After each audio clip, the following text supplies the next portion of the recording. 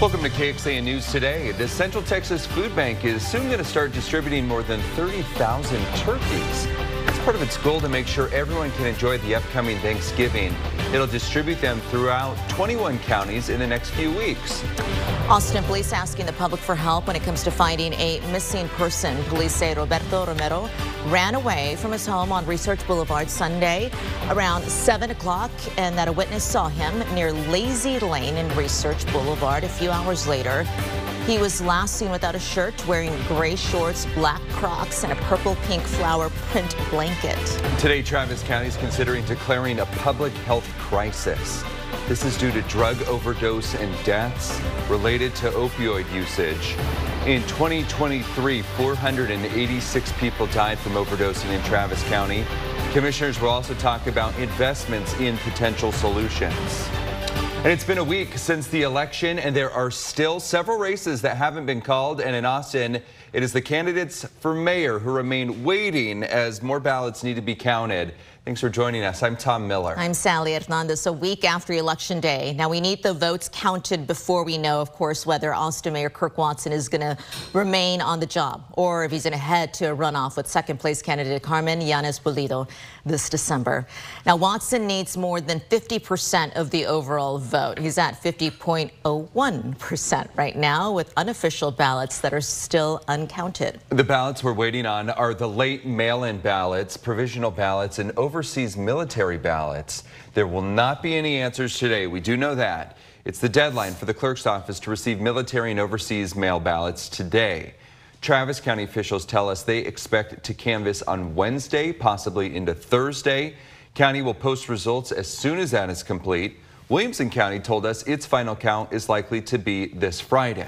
When we go in depth here, what exactly is canvassing? Well, according to the U.S. Election Assistance Commission, a post-election process that confirms all valid ballots cast are accurately counted and include in the final election results.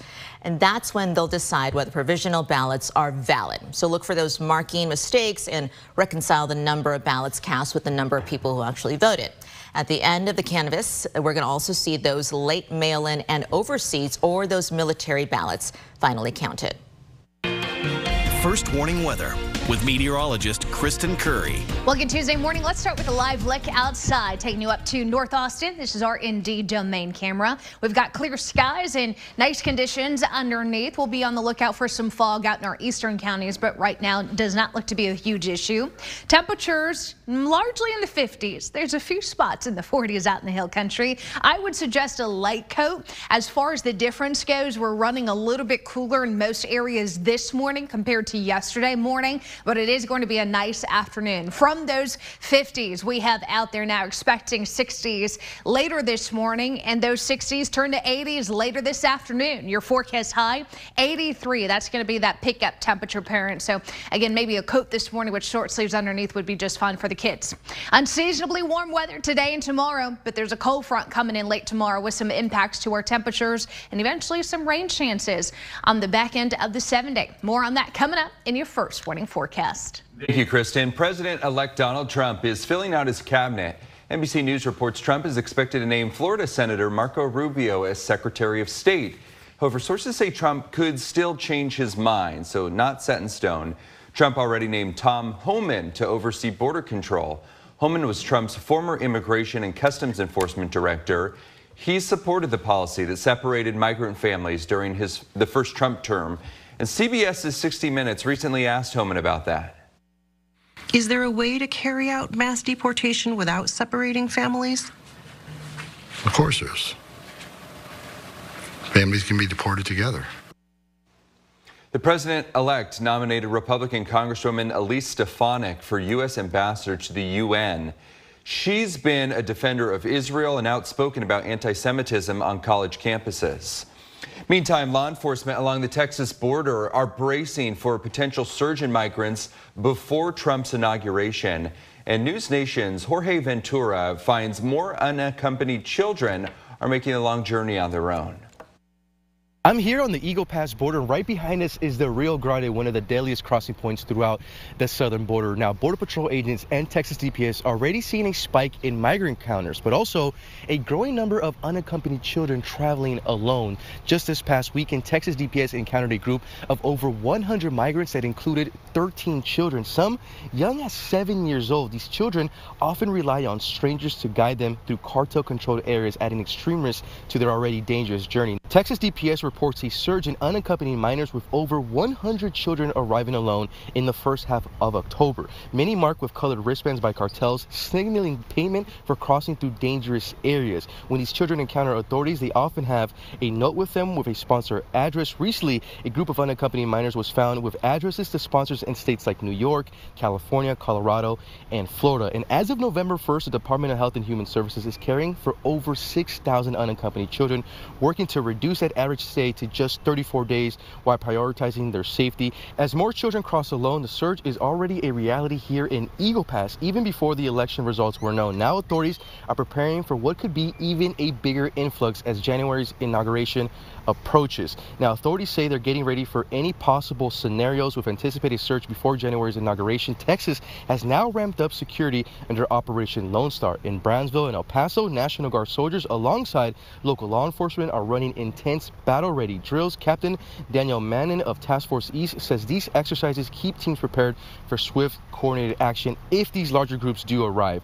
In Eagle Pass, where I am, National Guard soldiers from Texas and Louisiana are mortifying key sections with razor wire, expanding that border wall in Cameron and Maverick County. Officials believe these measures could help manage that surge, but say they will remain on high alert until January.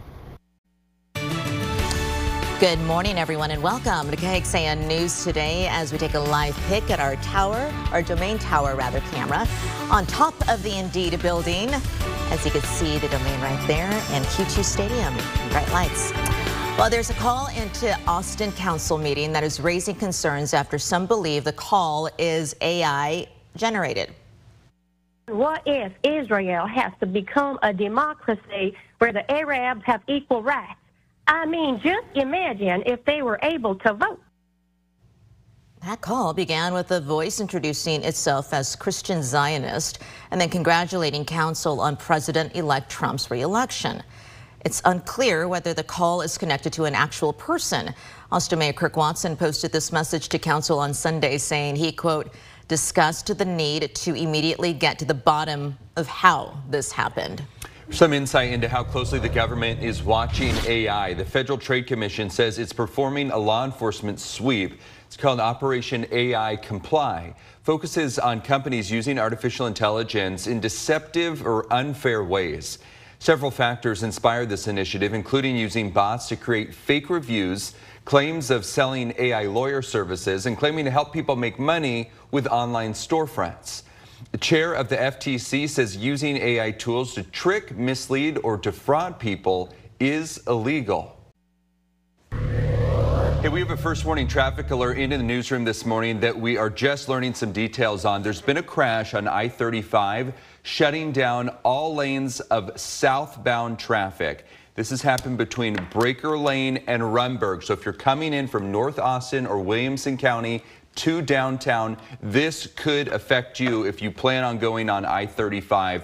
We're working to learn more details about how serious the crash is, how long this could potentially be closed. We have a crew on the way and we'll update you throughout the morning. Yeah, Erica has the latest coming up in just the next few minutes as well. All right, you could make some money back when you buy gifts this holiday season.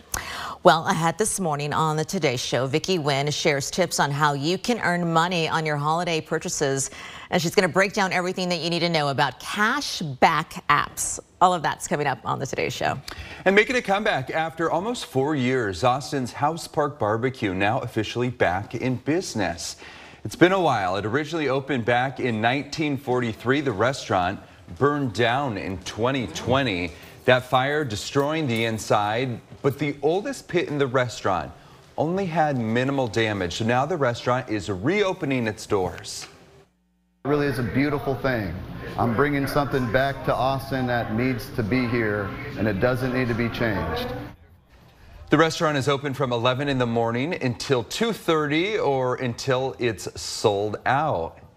And great to see that it is back in business. Yeah, a perfect spot too. It's right next to House Park, which is a football stadium. So lots of people put those two together, barbecue and football. Right next to KXAN. There you go. That's true. Truly walking distance. That may be the closest barbecue restaurant. I think so, yeah. Yes. Get in. We're going. Let me show you what's going on with your forecast here, because we're still talking patio weather. Head on out to your favorite barbecue spot today and enjoy the sunshine, because we know eventually we will be talking winter-like conditions in the next few months. So we're holding on to some nice weather. Yes, we'd rather rain. I know. My grass is getting just as crunchy as yours, but we're hoping for some rain on the back end of the 7 days. So we've got clear skies out there this morning, and those skies are going to stay clear on us through the day. Visibility is going to be something I'll watch. I haven't seen any major issues. Clearly, we've got a good view of the skyline from our Whittlesey Landscape Supplies weather camera there down in southeast Austin. And temperature is not too bad either. 59 degrees. That is still warmer than normal, but 59 is where we are here in Austin. We've got pretty much everybody in the 50s out there this morning with very calm winds. Winds later this afternoon are going to be coming out of the east-southeast at about 5 miles per hour. It's going to help our warm up here. Southerly wind is typically a warmer wind for us. We go from the 60s around 8 a.m. to the upper 70s around lunch. Your forecast high today, 83. That's going to be short of the record. The record today stands at 89, but it's running about 10 degrees warmer than normal for us. And then this evening, if you've got plans, you can expect those 70s to be with us through 8 p.m. Eventually, we'll dip down to those 50s overnight. High temperatures today. Most of us in the lower 80s, the exception of a few upper 70s there in some of our northern counties, but still very comfortable. Wildfire danger is moderate today. The reason I'm showing you this is because this is going to be something to watch more so tomorrow as we get behind a dry, gusty cold front. Now, the front will not bring rain. It will bring those winds, the drier air, and some cooler temperatures, though. We'll take that from the 80s today and tomorrow. We've got 70s Thursday and Friday. Again, with the 73 average, at least we're getting closer to that Thursday and Friday afternoon. Humidity struggling a little bit. We don't have a whole lot of moisture to work with, which is why, again, I think this cold front's going to blow through dry. But look at the uptick here. As we get into Saturday and Sunday, big surge in moisture that comes ahead of cold front number 2. So cold front number 1 tomorrow, dry. Cold front number 2 likely to actually come late Monday into Tuesday. At some point, I still think we're going to be dry in between these fronts, but I am going to start to increase your rain chances on the lighter side Sunday. More likely to see this Monday into Tuesday there, and that cold front's also likely to drop our temperatures. So your 7-day forecast shows 80s today and tomorrow. As far as the front goes, you can expect 70s in the afternoon, but not to write off the overnight low and the change there. 40s Friday morning, which means, Austin, if we're waking up to mid to upper 40s, there's a good chance we're seeing some 30s in the hill country as we get up on Friday morning. But then we moderate some Saturday, high back to 80. Some low rain chances to medium rain chances right down Sunday, Monday. Look for some adjustments here as we get closer. High temperatures, though, will stay in the 80s ahead of that cold front.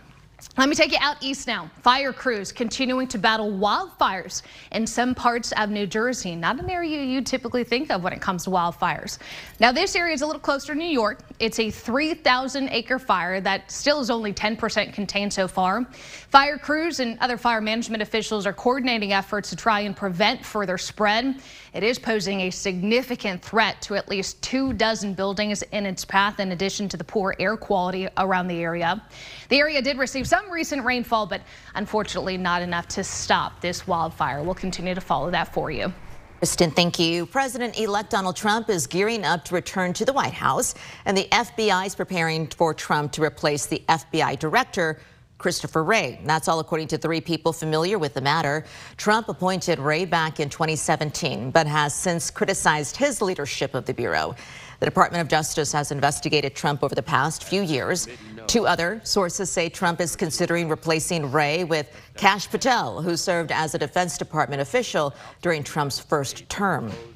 We have video of a high-risk rescue to save a North Texas toddler who was trapped in an upstairs apartment. The volunteer fire department in Granbury went to work right away to rescue them. One team attacking the flames, the other rushing to reach the 2nd story. There they go. A firefighter fought through some dense smoke to find this little boy, finally pulling him to safety through that bedroom window. When you're handing that child out the window, it's a great feeling, and he's coughing. You know, that coffin to me was just a sound of joy. Family's home is unlivable. Nearly everything they own is destroyed. The child's mother saying she still replays that panic of waking up to the flames and not being able to reach her youngest. First responders are actually heroes, like for real angels and heroes.